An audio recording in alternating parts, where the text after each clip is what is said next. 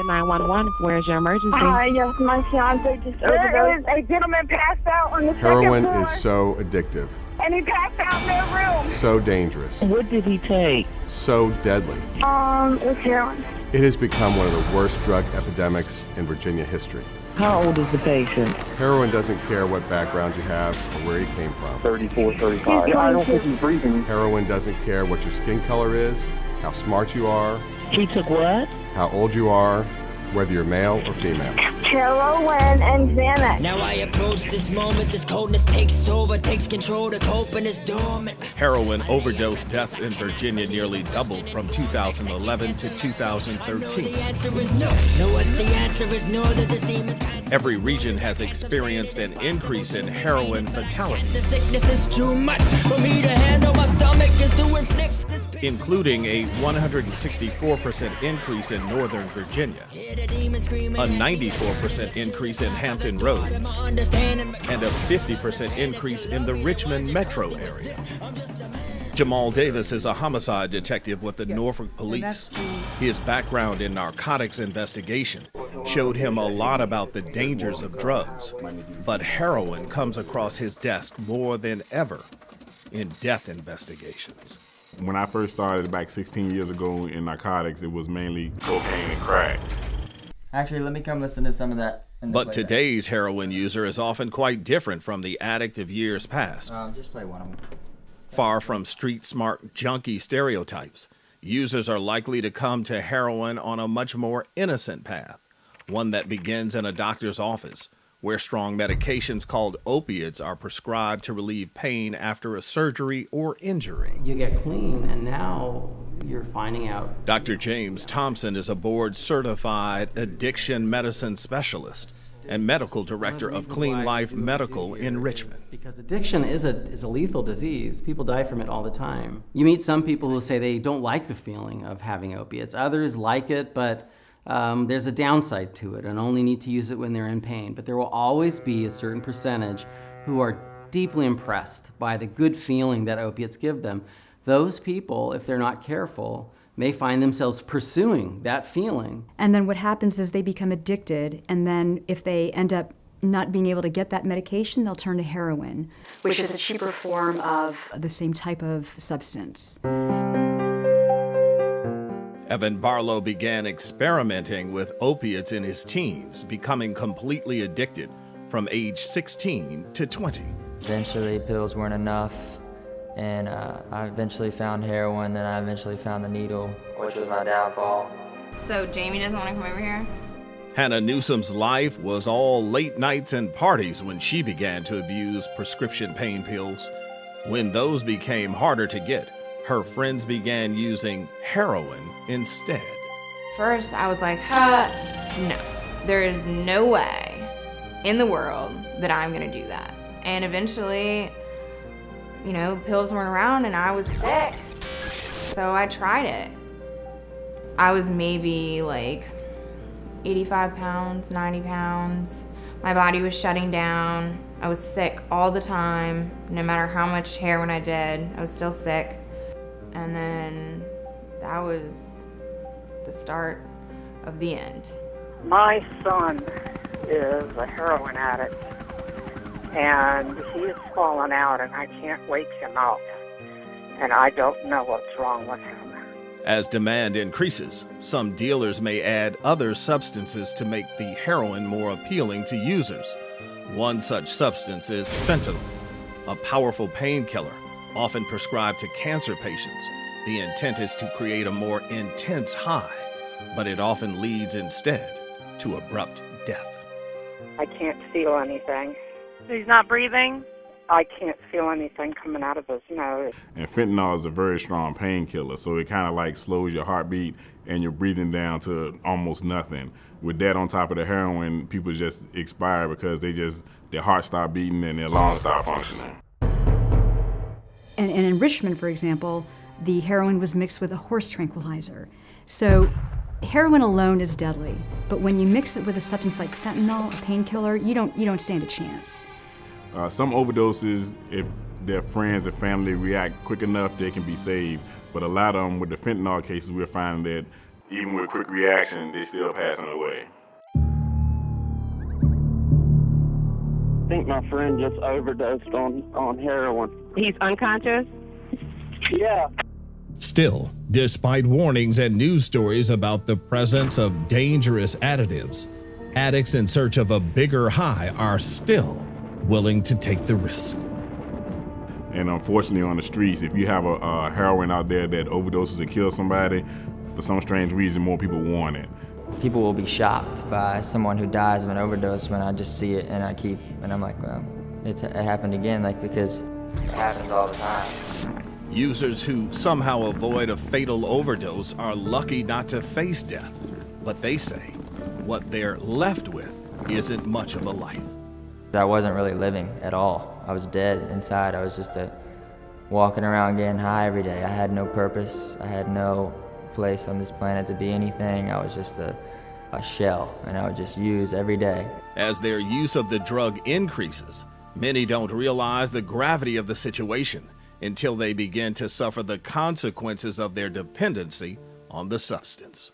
In other words, getting in trouble with the law, beginning to violate their own moral code, having to tell lies, having to hide their problem, having to steal from and deceive the people that they care about.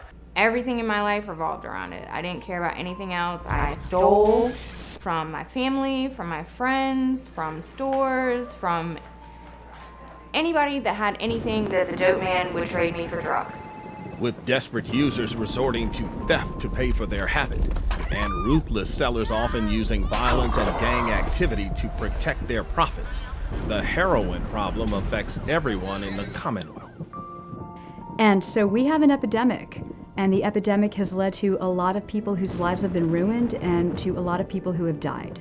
Too many Virginians are losing their loved ones to heroin and prescription drug overdoses. I don't want to see another parent bury a child, or another child to lose a parent to these dangerous drugs.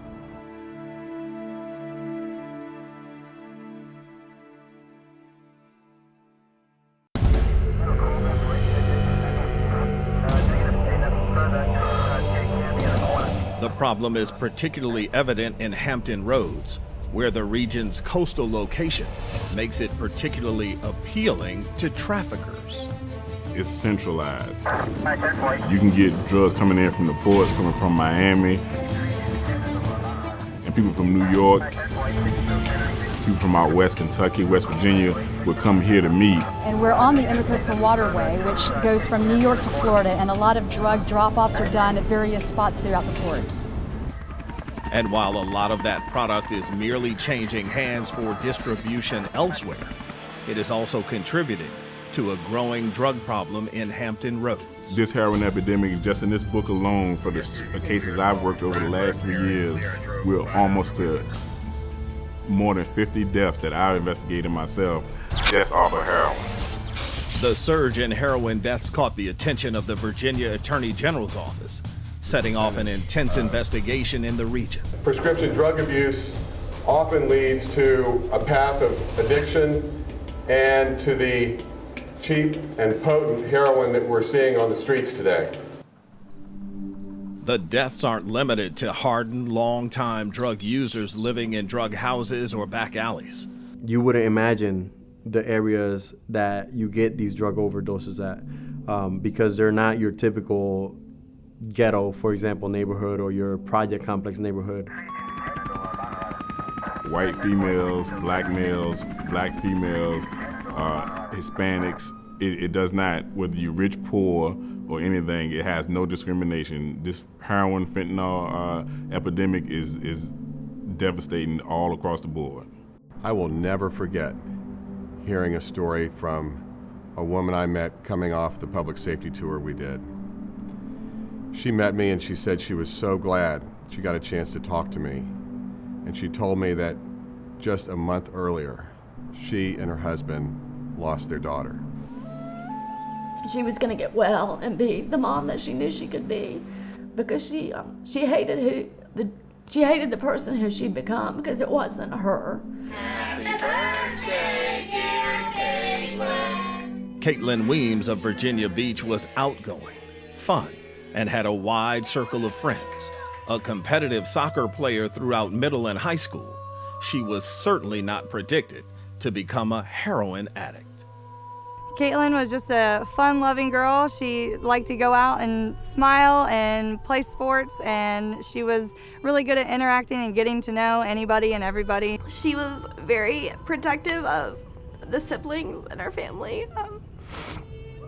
If someone would mess with any of us, she would go right to them and take care of it. Probably one of the best players that I have ever coached.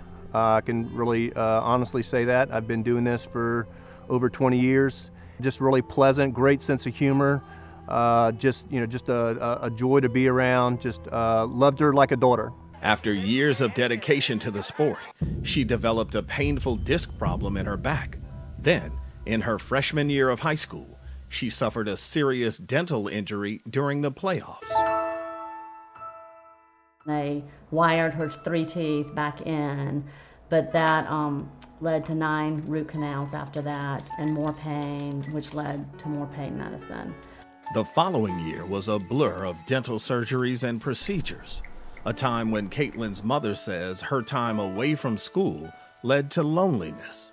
Looking back, that may have pushed her medication habit from therapeutic to problematic. So I think that soon she got her tolerance, increased, and then it just wasn't working. So I would think that, by 11th grade, that she was dependent on it.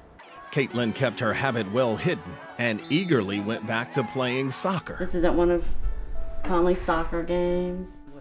She was recruited to play at a Pennsylvania college, but her college career had hardly begun when she met a young man who was also abusing prescription drugs. So on her 12th day of college, she called me and said that she was leaving college and going to live with this boy out of state. And then that's when, I didn't know at the time, but a few months later, she was heavily addicted. Now in Georgia, Caitlin was no longer getting her pills from doctor visits. She was buying everything from dealers and taking whatever she could get. For her family, the problem was now clear. Several times I flew down there and begged her to come home. Her siblings begged her to come home to get help. And she came home probably about 6 or 7 times, but always went back. Things started looking up when Caitlin found a new reason to get well. She was pregnant, and she wanted to come home to have the baby. Her family welcomed the idea, saying Caitlin could come home as long as she stuck to some strict ground rules. So she agreed to that, and she stayed completely clean for 15 months and delivered the most beautiful, healthy baby. Things went well until the baby was a few months old. Caitlin relapsed, and the following months were a series of rehab visits, good days and bad days, with no lasting success. We as a family had to say, you're welcome to stay here as long as you're clean and sober, but if you're using drugs, you're not going to be able to stay here. So she actually moved out. One day, Caitlin called to ask her mother if they could meet to talk. She needed to confess that since leaving home, her problem had reached a new level. She had moved on to heroin. She said she had tried it, that somebody had told her that it's as good as pain medicine. It's basically the same thing. And so she said, so I need help because I can tell this drug is strong. Again, Caitlin was off to rehab, but this time she agreed to move into a sober living facility afterward, something she had never agreed to before. And she asked them to drug test her more often than usual because she was going to stay clean this time, and she wanted to show her parents and the judge that she was good to be a full-time mom now. One night, she called home with some relatively minor troubles on her mind. Her mother told her to get a good night's sleep. She would see her the next day. And that was like a 5-minute, conversation, and it was fine, and I was ready to pick her up the next day. In the morning, Caitlin was nowhere to be found, but her roommates discovered that the bathroom door was locked.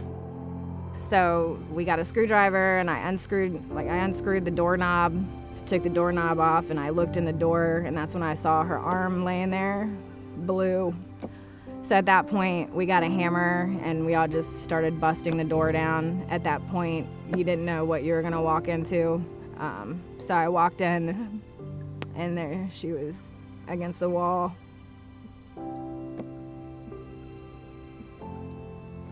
She was dead already. Detectives went to her parents' home to deliver the terrible news, just as Carolyn was gathering her things to go visit Caitlin. From the moment that doorbell rang, I became a totally different person. This is where she last stayed, and I did a redo. The way I look, the way I look at things is so different now. The replaying of everything, it just changes your life in an instant. And people said, you have to get back to your normal, find a new normal. There's nothing normal about burying your child.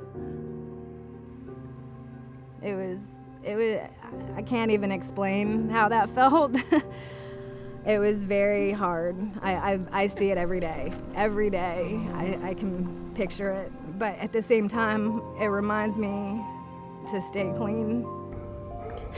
I miss listening to music with her and singing with her and her doing my hair and going to the beach and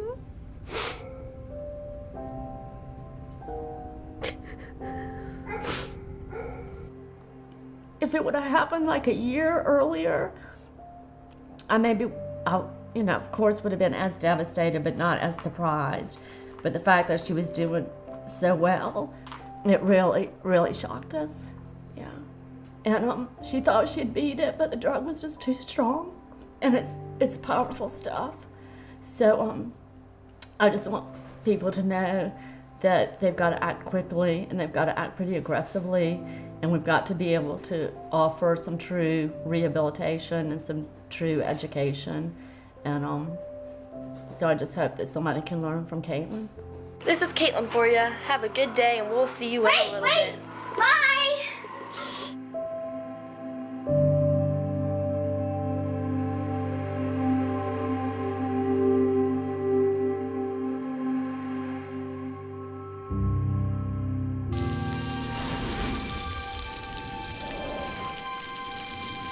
Stephen grew up richer than the rest, cut from different cloths, silk draped across his chest. But as the boy grew up, he started acting up.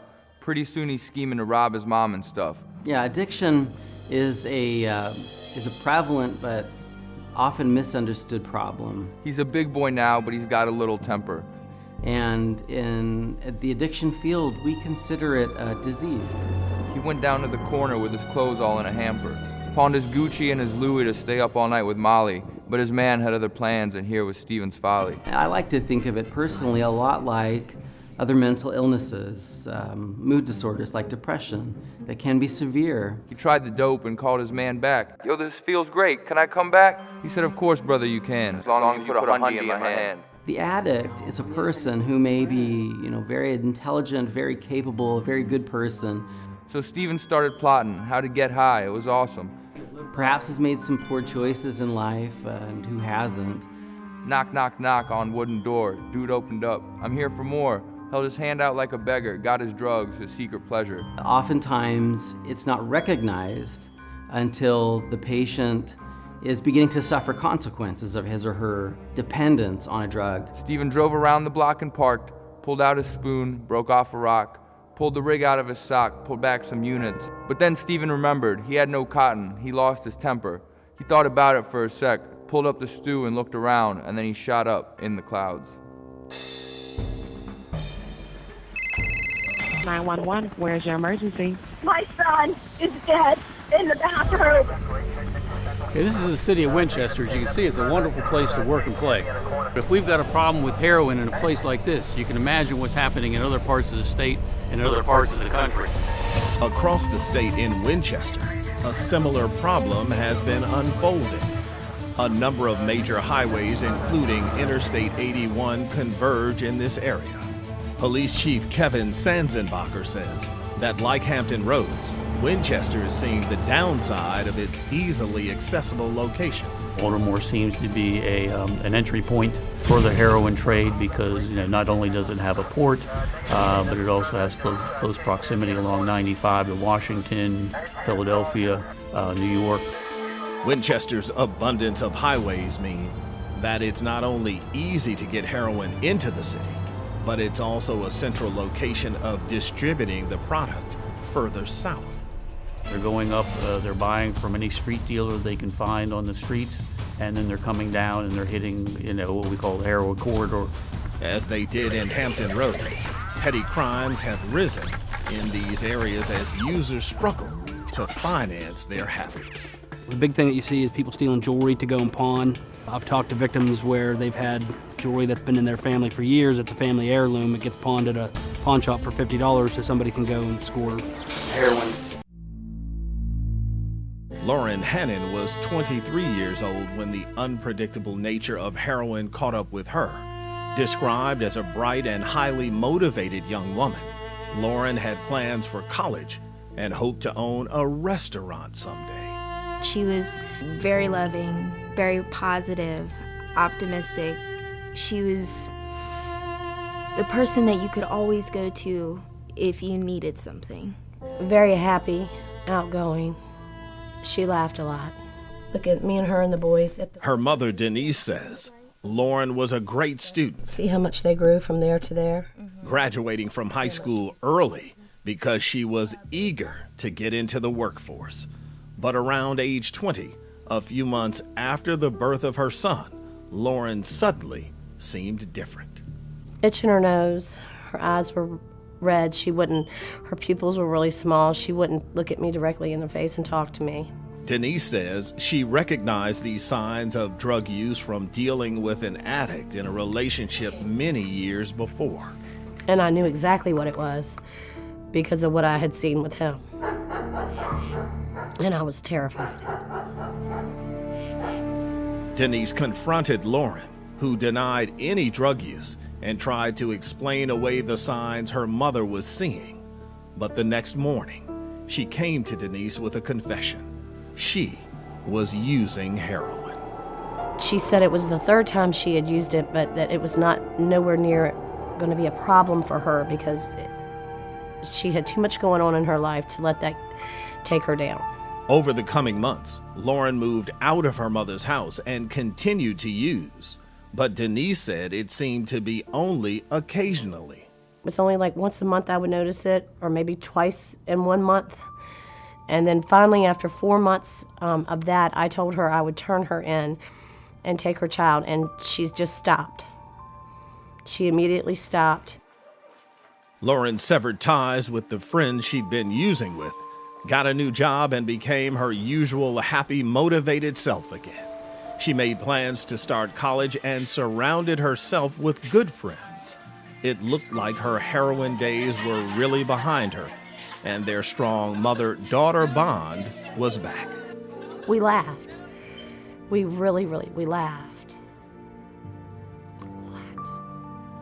Then, almost 2 years later, Denise started seeing those same old signs in her daughter, and she realized that one of Lauren's old friends had come to visit her. So I knew for a fact that she had used, because she never went looking for it. That had to come to her.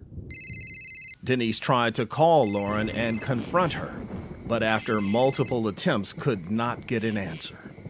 No answer. I got scared. And I just kept calling her phone and calling her phone and calling her phone. And finally, the police answered it. This is 911. Do you have an emergency? Yes, ma'am. My roommate is not breathing. Because I knew. And they told me that she had overdosed. And I asked them, was she alive? And they said there was a pulse. Her eyes look dilated. Her lips are blue. She's not breathing. What do I do? It was Lauren's roommate who found her. After hearing her phone ring repeatedly, he went into her room to wake her from a nap. What's her name, sir? Her name is Lauren. Lauren what? Hannon. And he turned her over and she was blue. She was taking a nap right beside her son. waking up? No, ma'am, she's not. Okay. Lauren was taken to the hospital still clinging to life, but the hope for her survival was slim. No, ma'am, I don't feel or hear anything. They took me to a room and showed me her brain scan and told me right then and there to start planning her funeral. To lose a friend in general is devastating, but losing someone to a drug, to heroin especially, takes the breath out of you. I miss her.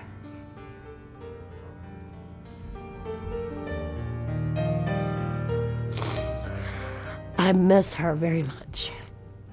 How can such a beautiful person go like that?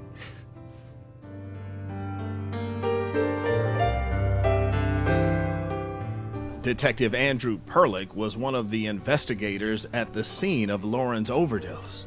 He says the contrast between the life she lived and the way she died highlights one of the difficulties of heroin use. Well, a lot of people that were present at the hospital, they were unaware that Lauren had any issues with any substance abuse. So I think it shows that it was very secretive. Secrecy means that the full extent of a user's problem may not be known until it's too late. So the stigma and shame associated with heroin may be as dangerous as the drug itself. So we have to develop more of a rapport and express more of a concern and an understanding of where these people are coming from.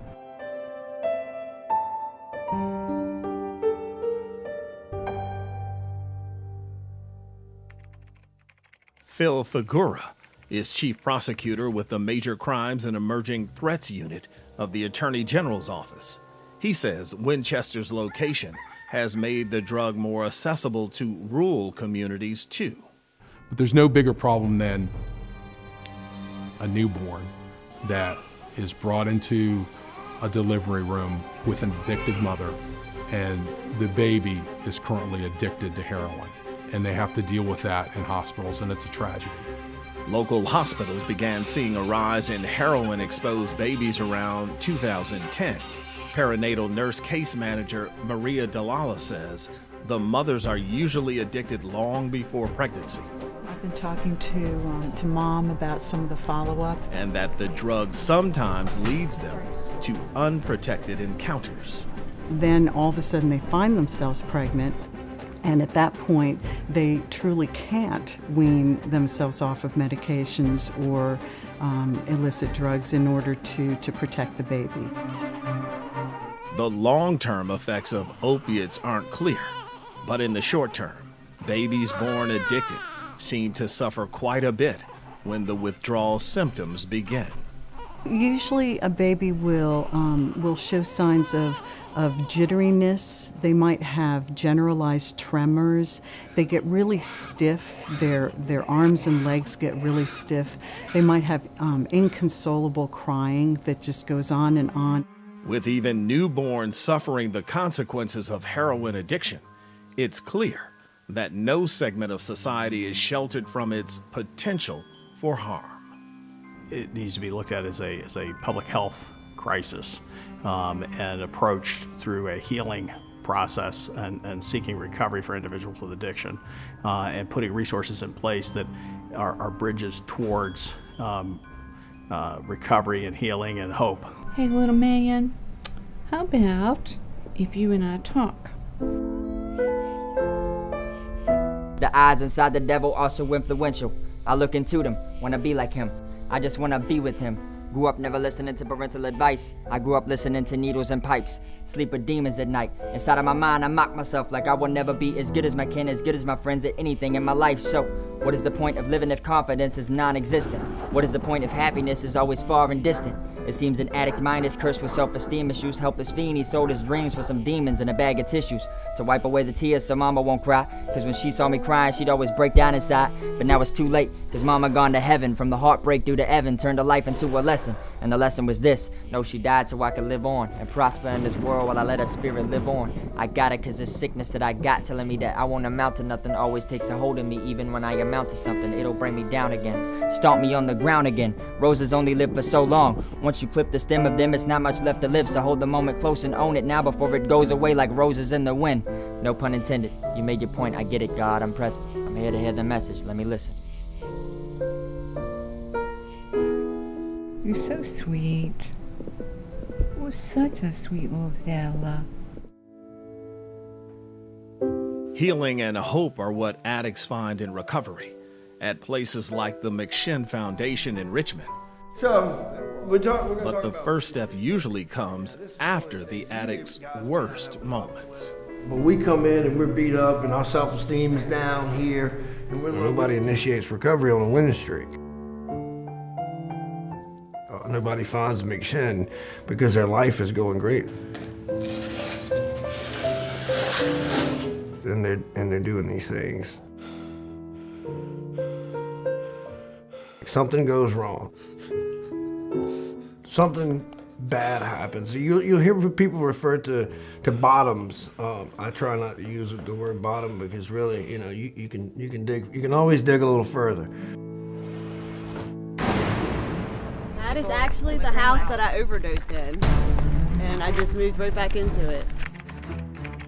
Throughout this whole process, it was embezzling money. When you look into the mirror, stealing money from my parents. What are some of the things that come to mind when you look into the mirror? Stealing money from my grandparents, pawning everything that I own.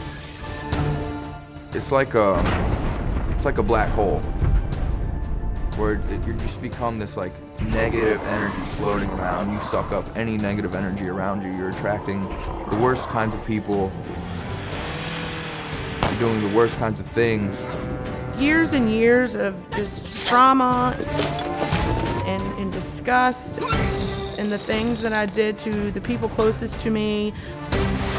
Stealing and begging for money and lying. I mean, my name is Honesty, and I did not live up to that for 14 years of my life for sure. And I overdosed. A couple other roommates found me.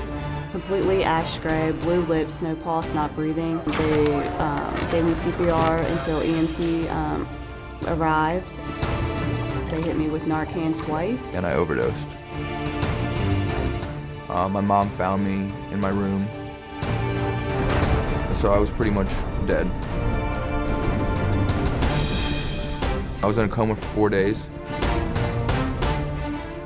And they brought me out of the coma, and here I am. It's important to recognize that, you know, everything in moderation.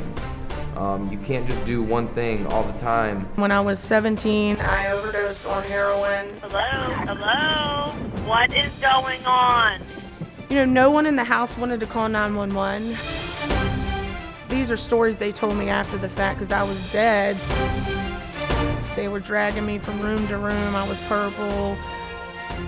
I really wasn't. I was doing that death rattle where you know, it's like, and stuff like that. A heroin overdose happens when an addict brings too much drug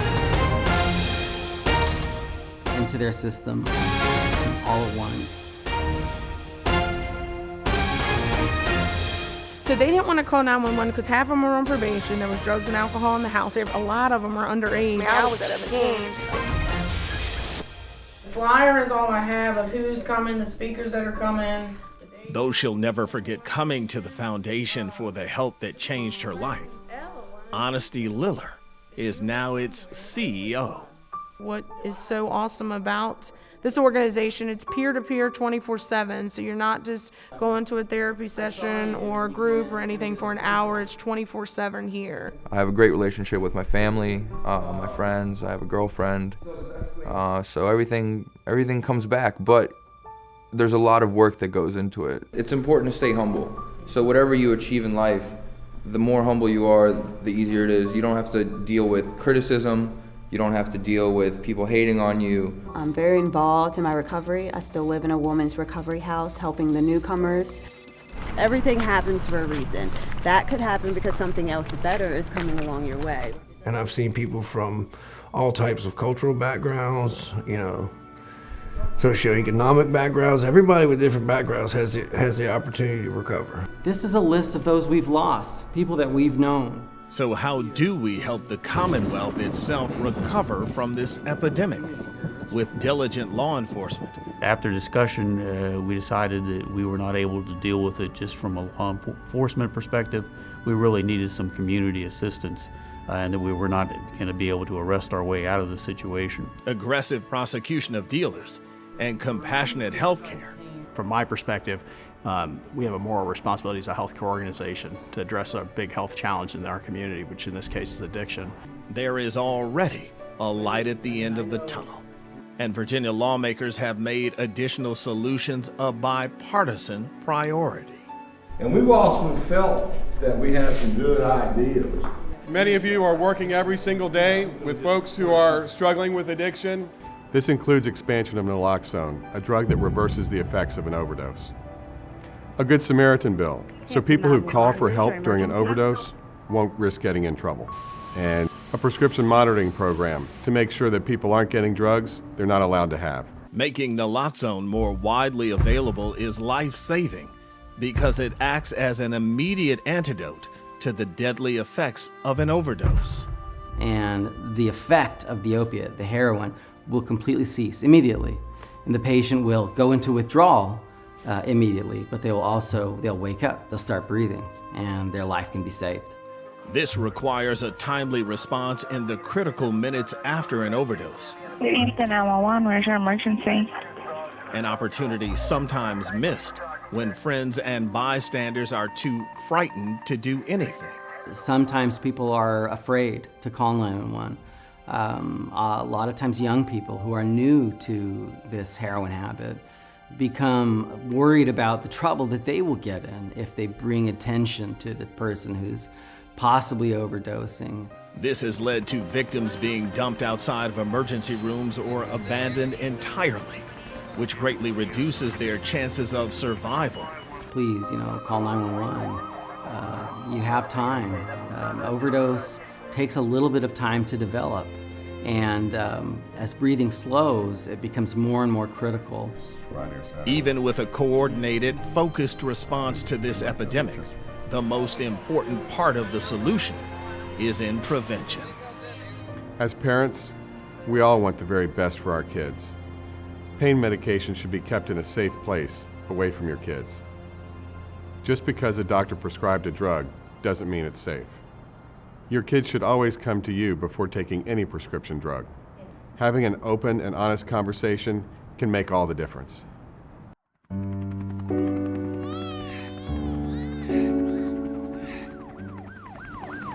I'm a drug addict. I can see the footprints on the tracks that you run around. Always been a runner up after the first time you started coming down. Found a needle in a haystack, turned you into a champion. I shouldn't feel this old at 32. Now you lost in the chase in a race, now there can't be one. And I can see the teardrops on your face as they coming down. Dripping on the tracks, on the tracks, on the tracks, on the tracks that you run around.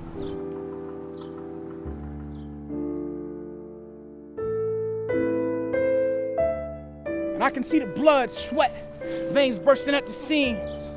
Spinning paper by the ream on a dream, on a dream, on a dream, on a dream. And I can see the closed door. The rooms where you with your trainers, who cheer you on while the ones you love don't even return calls out of anger. Find it hard to sleep, but you on the nine, made your own heaven instead of waiting on a Godhead. Start on every lap, but still showing up last. The only thing waiting at the finish line is your pass. Skipping all the hurdles, spending dollars and cents for a long distance run, but all you got is a sprint. I see the miles on your arms, the miles in your eyes. The miles start to swarm, use your sleeves as disguise. As the miles start to build, you get slow in your pace. That gun might only sound at the end of your race. I think I'm dying.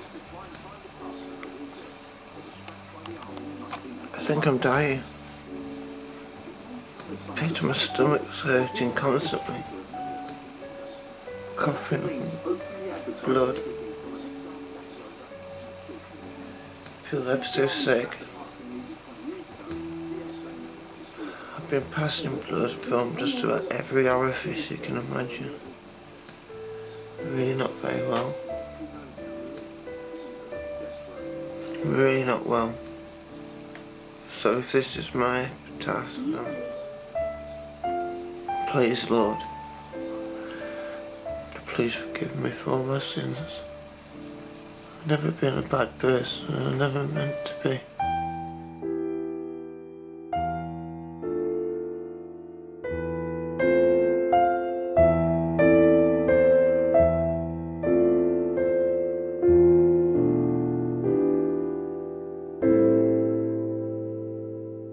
Parents need to know how dangerous these painkillers are and what a slippery slope their child or their young adult or their spouse or their coworker is on, because it's so easy to transition into heroin because it's the same thing, just in a different form, made in a different place. And I think, people say, why are you doing this? And I say, I don't want anybody to go through what our family's gone through.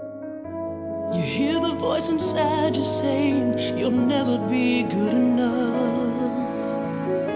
And no matter how hard you try, you can't seem to rise above. So you think about giving up, 'cause everything's wrong. But your heart keeps saying, just be strong.